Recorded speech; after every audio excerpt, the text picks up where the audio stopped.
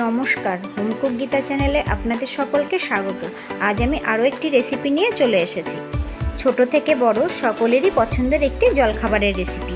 এটা যেমনই হেলদি তেমনই টেস্টি।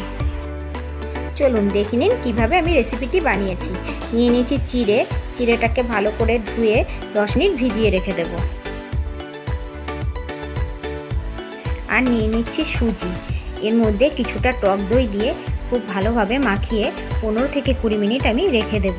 টক দইয়ের পরিমাণটা আপনারা কমিয়ে বাড়িয়ে দিতে পারেন। কিছুটা ধনেপাতা আমি কুচি করে কেটে নিচ্ছি। এই রেসিপিতে সুজির থেকে চিড়ের পরিমাণটা বেশি নেবেন। চিড়েটা খুব ভালোভাবে ভিজে গেছে, এবার আমি জল ঝরিয়ে নিচ্ছি। দেখুন পুরো সুন্দর ভিজে গেছে আর ঝরঝরেও হয়েছে। সুজি আর টক দই যেটা মাখিয়ে রেখেছিলাম সেটাও নিয়ে নিচ্ছি। আর নিয়ে নিচ্ছি কালো জিরে, পরিমাণ মতো নুন আর ধনেপাতা কুচি। এবার আমি সব কিছু দিয়ে খুব ভালো করে মাখিয়ে নেব। ভালোভাবে মাখানো হয়ে গেছে। এদিকে গ্যাসের উপরে একটা কড়াই বসিয়ে কিছুটা জল দিয়ে ঢাকা দিয়ে গ্যাসের ফ্লেমটা অন করে দিয়েছি। হাতে একটু ভালো করে তেল লাগিয়ে নিয়েছি। এবার আমি এই ডো থেকে ছোট ছোট করে বলের মতো পাকিয়ে একটা শেপ দিয়ে নেব।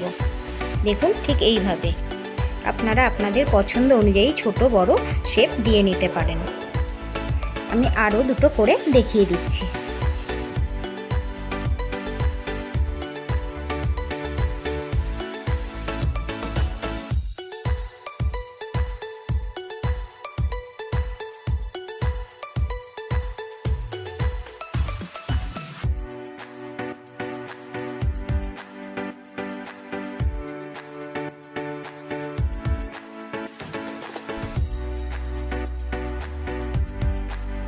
ভাপানোর জন্য আমি একটি ছিদ্র থালা নিয়ে নিয়েছি। এর উপরে আমি একটু তেল ব্রাশ করে দিলাম, এতে করে এগুলো লেগে যাবে না।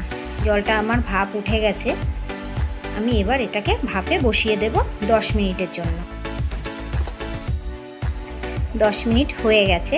দেখুন ভাপে কত সুন্দর ফুলে উঠেছে। এবার একটা পাত্রে আমি নামিয়ে রেখে দেব। ফ্রাই করার জন্য আমি দিয়ে দিচ্ছি 1 চামচ সর্ষের তেল আর কালো সর্ষে আর 2টো কাঁচা লঙ্কা চেরা। একটু নাড়াচাড়া করে আমি ওই চিড়ের তৈরি টিকিয়াগুলো দিয়ে দিচ্ছি। একটু নাড়াচাড়া করে আমি দিয়ে দিচ্ছি গোলমরিচ গুঁড়ো, চিলি ফ্লেক্স, কুচনো ধনেপাতা আর উপর থেকে সামান্য নুন।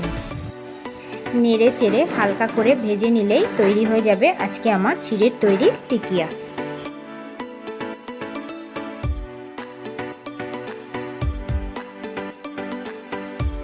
আপনারা এটাকে ভাপাও খেতে পারেন কিংবা এইভাবে একটু ফ্রাই করেও খেতে পারেন, দুটোই অসাধারণ লাগে। আজকের রেসিপিটি কেমন লাগলো কমেন্টে জানাবেন। আবার দেখা হবে পরের কোনো রেসিপিতে। ধন্যবাদ।